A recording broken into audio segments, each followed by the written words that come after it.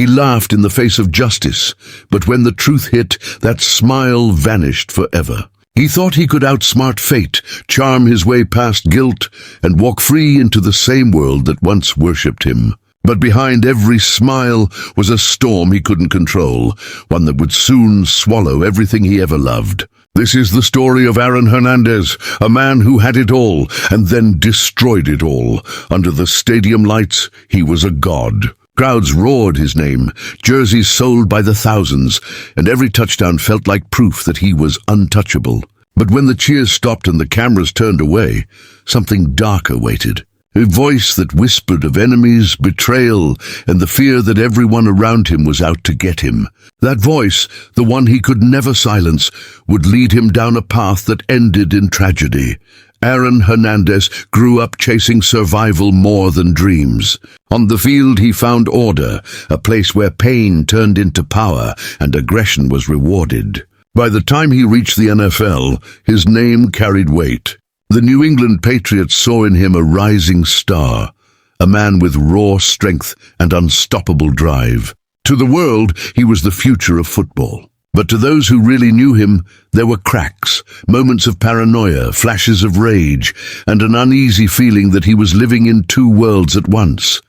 Even as he rose to fame, he couldn't let go of the past. The people he surrounded himself with, old friends, familiar faces from his hometown, were reminders of where he came from and everything he was trying to leave behind. Loyalty was sacred to him, but it was also poison. He mixed fame with street code, wealth with fear, and pride with paranoia.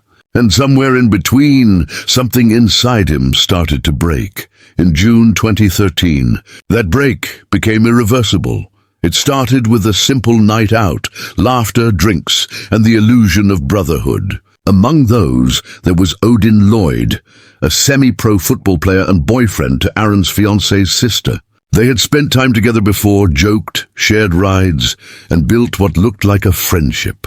But according to prosecutors, something that night shifted. A joke, a look, or maybe just a moment of pride. Whatever it was, Aaron felt disrespected. And for a man like him, respect wasn't just a word. It was everything. Days later, in the early hours of June 17th, surveillance cameras caught Aaron leaving his mansion with two friends. They climbed into a silver car and drove off into the night. Hours later, they returned, but this time, one person was missing. That same morning, a jogger stumbled upon something that didn't belong in the quiet Massachusetts neighborhood. A body, lying still in the dirt. It was Odin Lloyd, 6 gunshot wounds. A single set of tire tracks nearby, and within hours, police began connecting the dots. When detectives arrived at Aaron Hernandez's home, they weren't met by a confused athlete. They found a man acting calm, almost amused. Cameras rolled as he was led away in handcuffs, his wrists bound, his expression unreadable. To the world, this was unthinkable, a professional football player accused of murder. To Aaron, it was just another game he believed he could win. Inside the courtroom, he smiled. He leaned back, whispered jokes to his lawyers, and stared at the jury as if none of it mattered.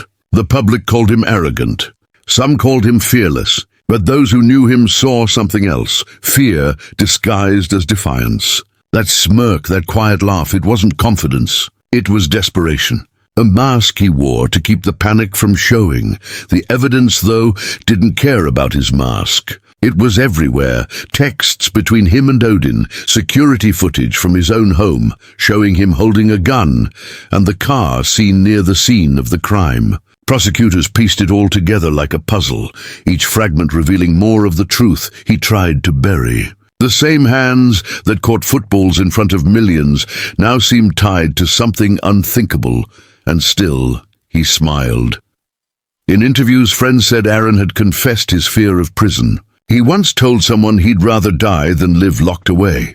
But when the cameras were on, that fear disappeared. He couldn't show weakness, not to the public, not to the team, not to himself. Every time he entered that courtroom, he carried the same swagger he had on the field. But the closer the trial came to its end, the more that swagger began to fade. Whispers in the gallery said they saw it. Small moments when his eyes trembled, when the laughter stopped just a second too soon. When the judge spoke, his jaw tightened. When the prosecutors described Odin's final moments, he looked away. For a man who had spent his life pretending to be invincible, it was the first time the cracks were visible, but the show wasn't over yet. Because for Aaron Hernandez, the scariest moment wasn't the trial itself, it was what came after. He thought he could live behind the mask forever, but the verdict would strip that mask away, and when it did, his laughter would die with it. He sat in the courtroom, still trying to wear that same grin, the one that had fooled the world for years. Cameras flashed, reporters whispered, and the air inside felt heavy, like everyone was holding their breath, waiting to see if the man who once had it all would finally face what he'd done. Aaron Hernandez leaned back, arms crossed, eyes calm.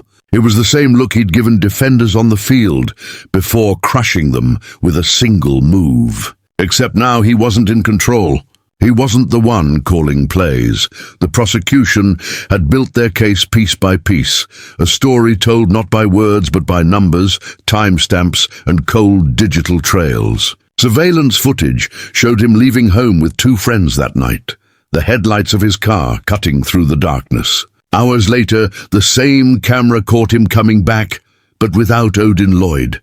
The security system had become his biggest enemy. Every second of that footage, every flicker of light in the video, spoke louder than any witness could.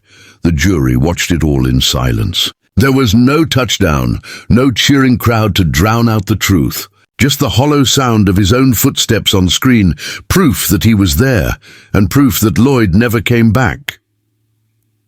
Then came the text messages. Odin Lloyd's final words, a quiet cry for help sent just minutes before his death. "You know who I'm with." That one line cut through the courtroom like a blade. It was short, simple, and haunting. Everyone knew what it meant. He knew something was wrong, and he wanted someone to know who he was with, in case he didn't make it back. Prosecutors read each message aloud, letting the weight of them hang in the air. The jurors shifted in their seats. Aaron's fiancée, Shayanna, stared at the floor, her hands trembling as the evidence unfolded. She had once believed in his innocence. Now she sat there watching the life they built together collapse, one exhibit at a time. Aaron, still smiling, still pretending to be the calm in the storm, whispered something to his lawyer. No one could hear it, but the smirk that followed was caught on camera.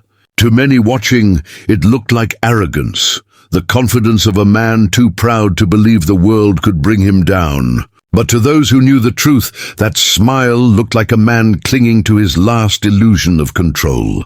The defense tried to fight back. They called him a devoted father, a hard-working athlete, a man shaped by pain and pressure. They said he was being painted as a monster because of fame, because the media loved to fall from grace. They questioned the police, the witnesses, even the timeline. But no matter how hard they pushed, the facts stood like walls closing in. The courtroom became a theater of contrast, a man who lived for glory, now surrounded by shame. The jurors saw the highlights of his career replayed, by the news outside, the touchdowns, the celebrations. Then they returned to their seats and faced the reality of the man before them, shackled by choices he couldn't undo. Each day, as evidence mounted, his confidence began to crack. There were moments when his gaze drifted, when his jaw tightened at the mention of Lloyd's name. But the world wouldn't see that. The world saw the smile, the calm, the laughter, the same expression that would soon become a haunting image, remembered forever. When the final day came, and the jury filed back into the room, you could feel the silence. Even Aaron looked different, not broken, not yet, but quieter. His fingers tapped against the table, a slow, nervous rhythm that betrayed the calm he worked so hard to maintain. The judge asked for the verdict. The room froze.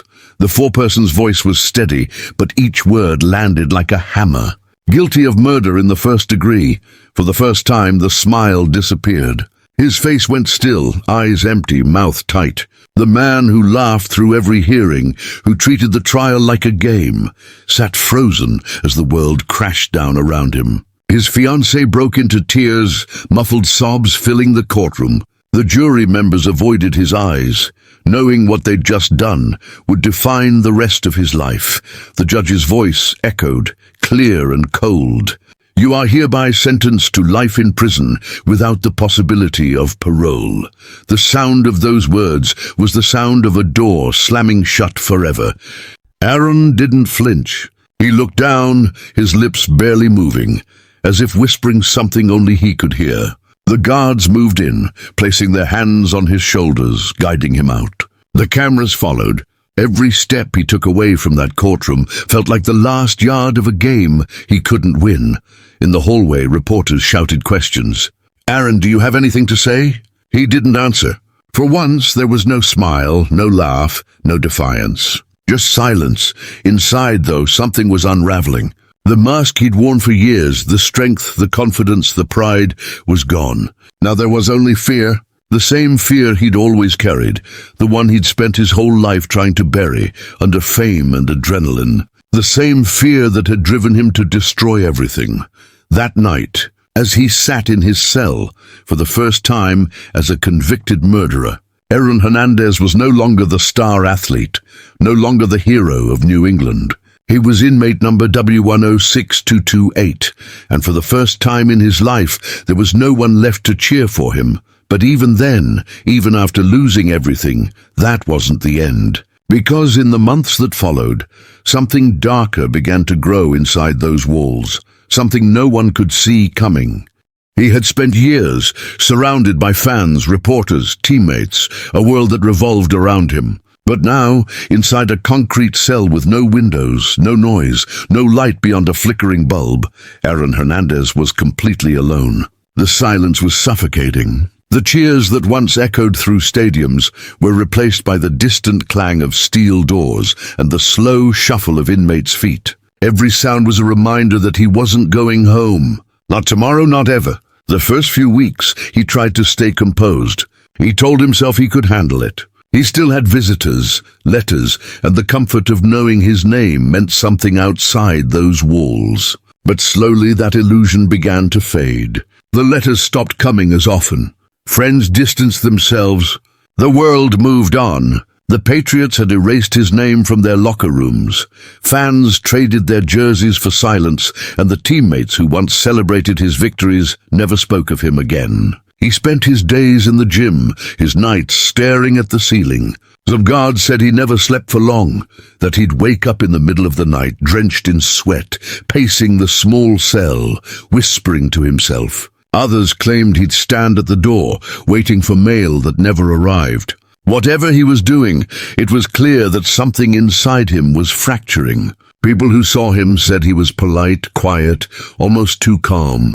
But that calm had a weight to it, the kind that comes when someone has given up fighting. One inmate later recalled seeing him sitting alone during meals, never talking, never reacting, just staring straight ahead as if his mind was somewhere else entirely. Aaron had once told his friends that he couldn't handle prison, that if it ever came to this, he'd rather not live at all. Those words, once dismissed as frustration, now sounded like prophecy. Months passed, and his mental state grew darker. The man who had been larger than life, the one who strutted through courtrooms with a grin, was now just another shadow moving through the corridors. He avoided eye contact. He stopped calling home. Even the letters to Shayanna became fewer, shorter, less coherent. She tried to stay strong for their daughter, visiting when she could, but every visit seemed to pull them further apart. The glass between them wasn't just physical, it was the invisible reminder of everything they'd lost. Prison guards noticed the changes.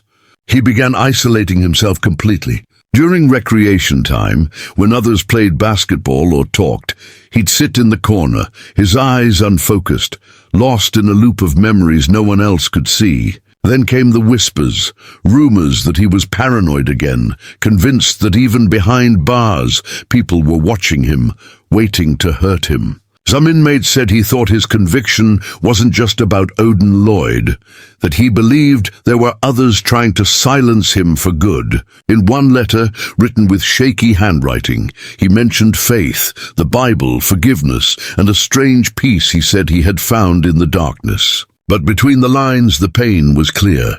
He was trying to convince himself he wasn't afraid, yet fear was all that was left. He had once lived for control. The control of the game, the control of his image, the control of his fate. But now even his own mind was slipping away from him. The guard said he had started keeping to routines, push-ups, writing letters that never got sent, reading the same pages of a Bible over and over. It was as if he was preparing himself for something, though no one knew what. The night before it happened, everything seemed quiet. He had received news that could have given him hope. A possible appeal in another case, a small light in an endless tunnel. Some thought that meant he was finally turning a corner, but others saw something different. A calm too perfect, a stillness too final. He called his fiancée that evening. The conversation was short. He told her he loved her, that he was proud of their daughter, and that everything would be okay. Shayanna later said his voice sounded peaceful, almost too peaceful. She didn't know it was the last time she'd hear it. At 3:05 a.m. on April 19th, 2017, a correctional officer making rounds stopped outside his cell. The light was still on. He knocked once. No response. He opened the door. Hernandez was hanging from a bedsheet tied to the window bars. On the small table beside him lay a Bible, open to the Gospel of John. Next to it, 3 handwritten notes addressed to his daughter, his fiancée, and one marked only with a cross. The guards tried to revive him, but it was too late. The man who once seemed unbreakable was gone. News spread fast. By sunrise, every network, every headline, every social media feed carried his name again, not as a hero, not as an athlete, but as another tragic figure who couldn't outrun his demons. The world watched in disbelief. Some called it justice, others called it tragedy, but those who had seen his last months knew it was both. Because behind that final act was a man who had lived his entire life trapped, first by anger, then by fear, and finally by the walls he built around himself. Yet even in death, questions remained. Why did he do it just days after winning a legal victory in another trial? Why leave letters written with such calmness, almost as if he knew something the rest of the world didn't? The investigation called it suicide. The official report left no doubt. But to this day, many still whisper that the story didn't end there, that Hernandez might have carried secrets to his grave that someone never wanted him to tell, and those secrets would soon stir suspicions far beyond the prison walls. The morning news broke like a bomb. Reporters stood outside the prison gates before dawn, their voices trembling as they repeated the same shocking headline: Hernandez found dead in his cell. The man who once commanded stadiums of roaring fans was now the center of a different kind of spectacle, one of disbelief, confusion, and unanswered questions. For a brief moment the world stopped. Even those who had condemned him couldn't help but feel the weight of it. He had been 27 years old. The media flooded the airwaves with footage of him smiling in court, shaking hands with teammates, and scoring touchdowns. Those same smiles that once symbolized victory now looked haunting. Commentators argued over what it meant. Was it guilt, arrogance, or pain that had driven him to this point? No one could agree, but everyone wanted an answer. Inside the prison, investigators began piecing together the final hours of his life. His cell was unnervingly clean. Bed made, papers neatly stacked, his Bible open beside 3 folded letters, each one written in neat, deliberate handwriting, as though he had planned every word carefully. One was addressed to his fiancée, Shayanna, another to his daughter. The third, marked with a simple cross, was more mysterious. A few pages long, its content never publicly revealed in full. He had placed drawings of the word John 3:16 across his forehead in ink, and the same phrase was found written on the wall beside the window, a verse about love, faith, and salvation. To some, it was a sign that he had made peace with himself. To others, it looked like a ritual. A final message meant to say something no one could quite interpret. When the autopsy confirmed his death as suicide, the controversy didn't end. It deepened. Rumors began circulating almost immediately. Some inmates claimed they heard voices or footsteps near his cell that night. Others swore they saw lights flicker moments before the guards arrived. Investigators found no signs of struggle, no forced entry, but the mystery only grew. People wanted to believe there was more to it, that someone had silenced him before he could reveal something hidden. Outside, the reactions were just as conflicted. Odin Lloyd's family, the people whose lives he had shattered, watched the news in quiet grief. His mother stood before cameras later that day, her voice calm but filled with pain. She said she didn't hate Aaron, but she would never understand what he had done to her son and now to himself. "He took my child from me," she said, tears glistening in her eyes, "and now he's gone too. Nobody wins." For Shayanna, the news hit like a storm. She had stood by him when everyone else turned away. She believed in his innocence, raised their daughter, while the world called him a monster, and kept faith that someday he might come home. But that hope vanished overnight. When she read his final letter, she broke down completely. In it, he wrote about love, forgiveness, and a future he claimed to see in another life. It was both comforting and devastating, a goodbye disguised as reassurance. Yet one part of the letter stood out. He told her not to cry, that he was in a better place, and that something beautiful awaited them both. To her, it didn't sound like despair. It sounded like he was leaving on his own terms. That tone, peaceful, almost joyful, only fueled speculation that his death wasn't what it seemed. Days earlier, he had just been acquitted in another case involving a double homicide. His lawyers had said he was excited about the future, that he'd been planning to appeal his conviction in the Odin Lloyd case. One of them even claimed Aaron was the happiest he'd been in years. So how does a man go from smiling about freedom to ending his life 2 days later?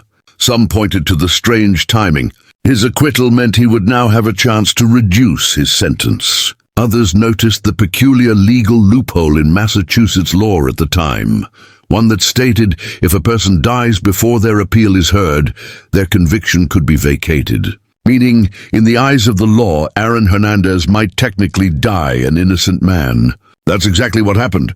Weeks after his death, the court vacated his conviction. The Patriots owed no further money. His family could still pursue claims and benefits from his NFL contract. Whether or not Aaron knew that, no one could prove. But the coincidence was chilling. When the results of his autopsy were released, they revealed something else: damage to his brain. Severe chronic traumatic encephalopathy, or CTE, a condition linked to repeated head injuries in football players. Doctors said his brain showed the kind of deterioration typically seen in men decades older.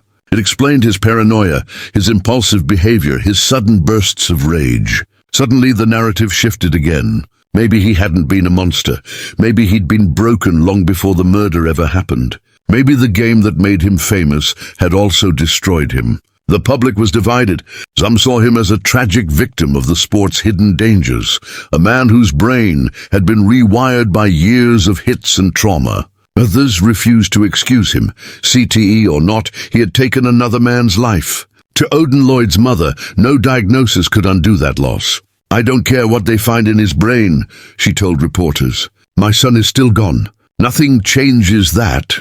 Still, the question haunted everyone who followed the case. Was Aaron Hernandez truly in control of his choices, or had his mind already been slipping away long before the murder? Was his final act a cry for peace, or a final attempt to protect his family from the fallout of his crimes? In death, he became something he never was in life, a mystery, and that mystery didn't end at his funeral.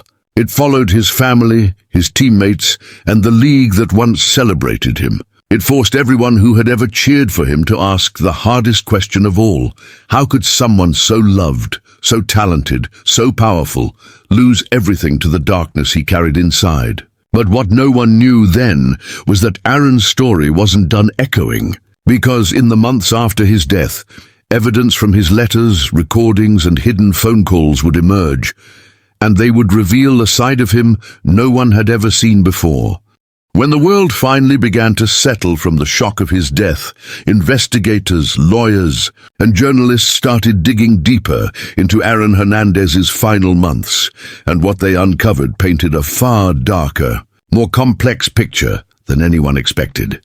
Behind that confident smirk he wore in the courtroom, there had been something else brewing, something he never truly talked about, not even with the people closest to him. Letters, phone logs, and hidden communications from prison revealed glimpses of a man torn between defiance and despair. In the days leading up to his death, Aaron had been unusually calm. Guards said he was polite, even cheerful. He joked with inmates, made small talk with officers, and seemed genuinely upbeat. To them, it didn't look like a man planning to end his life. But there were subtle signs. Things only made sense in hindsight. He had been asking strange questions about the appeal process, about money owed after death, and about how convictions could be erased under Massachusetts law. He'd also been reading more scripture, spending longer hours alone, and giving away small belongings, like his favorite shoes, and a drawing he had made for his daughter. Then came the letters. In one, addressed to Shayanna, he wrote about how proud he was of her strength, how she had been his anchor in a storm. But he also wrote cryptic phrases. "You are rich beyond belief. Tell my story." This was meant to be. To his daughter, he left words that broke hearts across the world. "Daddy will never leave you. You will see me in your dreams." And then there was the third letter, the one marked with a cross. It wasn't found until later, hidden under his mattress. Some believed it was written to God. Others thought it was to Odin Lloyd himself. It spoke of forgiveness, of freedom, and of a truth that no one could see. Whatever that truth was, he took it with him. The weeks that followed turned his death into something far bigger than a tragedy. It became a debate, one that reached from sports talk shows to the halls of the NFL headquarters. Experts examined his brain and declared it one of the most severe cases of CTE ever recorded in someone his age. They said the damage was catastrophic, the kind that affects impulse control, emotional stability, and the ability to distinguish right from wrong. One neuroscientist said bluntly, his brain was not functioning like that of a normal 27-year-old. It was the brain of a man twice his age, with trauma in every corner. That revelation sent shockwaves through the sports world. If football could destroy the brain of a player so young, how many others were silently suffering? How many more lives had the game already broken without anyone realizing? The NFL was forced to respond. Publicly, they offered condolences. Privately, they prepared for lawsuits. And indeed, months later, Aaron's family filed one, claiming that the league and the Patriots had ignored the long-term effects of repeated head trauma. Shayanna spoke out in interviews for the first time, her voice trembling but firm. "He wasn't a monster," she said. "He was sick, and nobody helped him." That statement ignited a firestorm online. People argued endlessly. Was Aaron Hernandez the victim of a violent sport and a damaged brain? Or was he simply using that as an excuse from beyond the grave? Meanwhile, strange details about his double life began to emerge. Friends who said he struggled deeply with his identity, secrets he had hidden since high school, and inner battles that went far beyond football or fame. People who knew him described a man constantly performing, smiling for cameras while drowning inside. Those who had read his prison notes said the recurring theme wasn't hate, or guilt, or even fear. It was confusion. He seemed lost between two worlds, the person he wanted to be, and the one his choices had made him. And then came the chilling detail that tied it all together.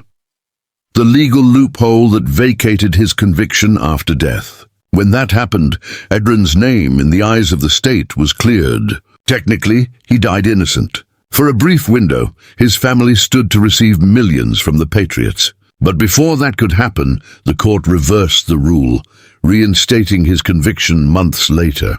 The money vanished. It was as if fate had given him one last illusion of victory, only to take it away again.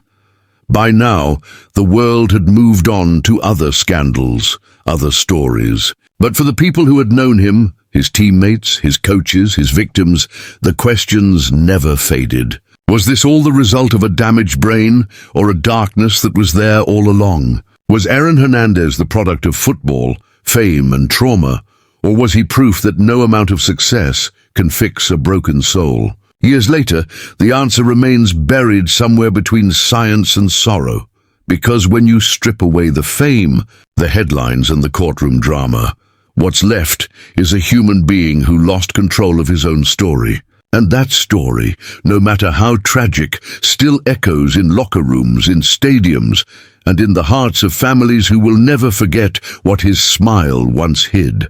The years that followed Aaron Hernandez's death were marked by reflection and reckoning.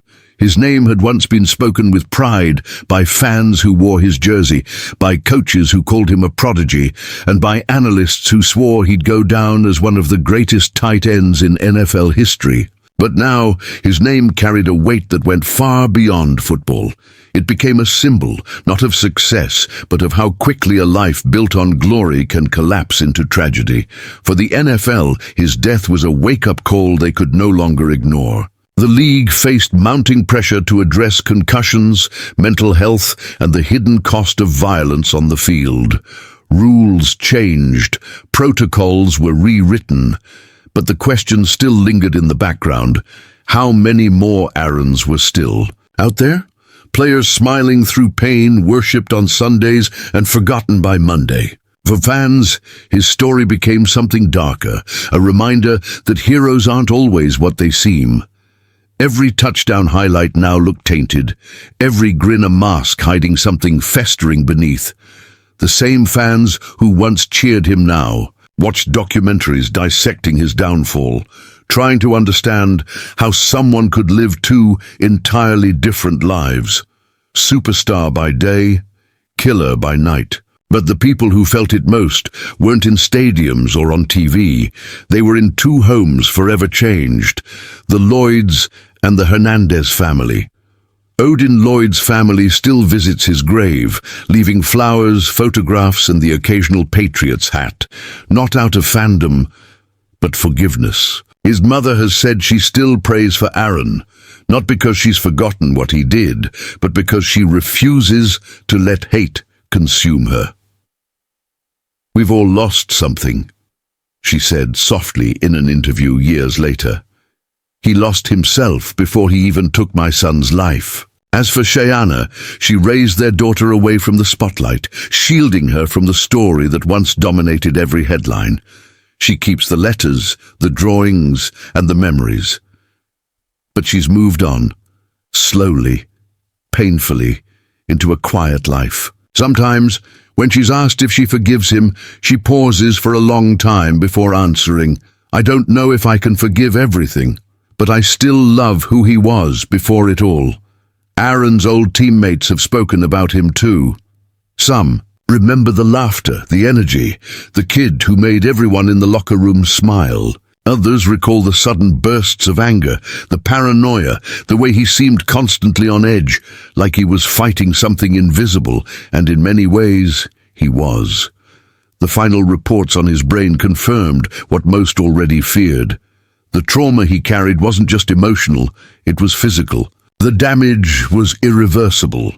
The same game that made him rich and adored had also rewired his mind. It was a chilling reminder that even the strongest bodies can hide the most fragile minds.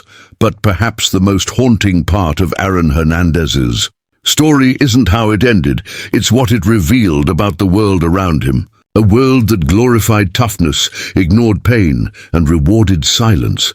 A world that celebrated violence on the field but condemned it off it. His downfall forced a conversation that had been avoided for too long. What do we really know about the men behind the helmets, about the young athletes thrown into fame, money, and pressure before they've even learned who they are? Aaron's life and death became a warning. A reminder that success without stability, power without peace, can turn into something deadly Even now, nearly a decade later, his story still feels unfinished. Every documentary, every article, every whispered theory adds another layer. Another attempt to make sense of a man no one truly understood. Was he born a monster or made into one? Was his final act an escape or a message? No one knows for sure, but one truth remains. Behind every smile, there's a story we might never see. He laughed in the face of justice. He mocked the system. He thought he'd beaten fate. But in the end, the verdict that mattered most wasn't read in a courtroom. It was written in silence, in a cold cell, with a Bible open beside him. And as the world watched his smile fade forever, one haunting thought echoed through every headline, every fan's mind, and every family still living with the aftermath. Sometimes the scariest monsters aren't born on the streets, they're built in the spotlight. He laughed in the courtroom like nothing could touch him, but in the end, even he couldn't escape himself. Aaron Hernandez's story isn't just about a fall from fame.